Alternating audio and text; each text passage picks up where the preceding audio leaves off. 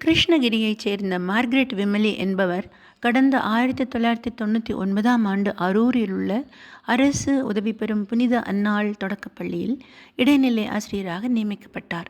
2 ஆண்டுகள் கழித்து கிருஷ்ணகிரியில் உள்ள தொடக்கப்பள்ளிக்கு மாற்றப்பட்டார்.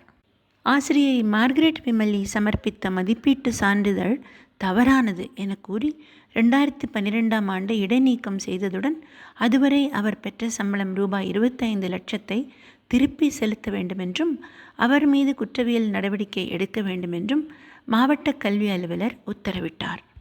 இந்த உத்தரவை எதிர்த்து ஆசிரியை மார்கரெட் விமலி சென்னை உயர்நீதிமன்றத்தில் 2012ஆம் ஆண்டு வழக்கு தொடர்ந்தார்.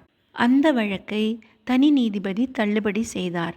இதை எதிர்த்து தாக்கல் செய்த மேல்முறையீட்டு மனுவை விசாரித்த 2 நீதிபதிகள் கொண்ட அமர்வு, மனுதாரர் பணியில் சேர்ந்த 2 ஆண்டுகளில் அவரது சான்றிதழ்களை சரிபார்த்து இருக்க வேண்டும்.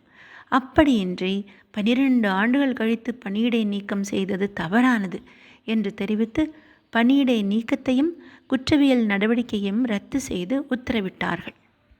கடந்த 2024ஆம் ஆண்டு இதே காரணங்களுக்காக தணிக்கையில் ஆட்சேபம் இருப்பதாக கூறி ஆசிரியை மார்கரெட் கடந்த 25 ஆண்டுகளாக பெற்ற சம்பளம் ரூபாய் 74 லட்சத்தை திருப்பி செலுத்தும்படி கிருஷ்ணகிரி வட்டார கல்வி அலுவலர் உத்தரவிட்டார். இந்த உத்தரவை எதிர்த்து மார்கரெட் விமலி உயர்நீதிமன்றத்தில் மீண்டும் வழக்கு தொடர நீதியரசர் தண்டபாணி முன் வழக்கு விசாரணைக்கு வந்தபோது பள்ளிக்கல்வித்துறை தரப்பு வழக்கறிஞர் வைத்த வாதத்தை ஏற்க மறுத்தார் நீதிபதி. இந்த வழக்கில் 2012ஆம் ஆண்டே உயர்நீதிமன்றம் இறுதி தீர்ப்பை வழங்கியுள்ளது. மீண்டும் அதே காரணத்தை கூறி வழங்கிய சம்பளத்தை திருப்பி செலுத்த வேண்டும் என கோர முடியாது.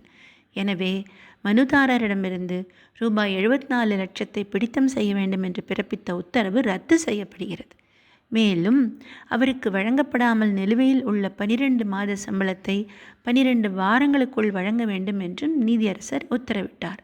பள்ளி கல்வித்துறைக்கு எதிரான இந்த வழக்கில் சென்னை உயர்நீதிமன்றத்தின் உத்தரவு பரபரப்பை ஏற்படுத்தியுள்ளது.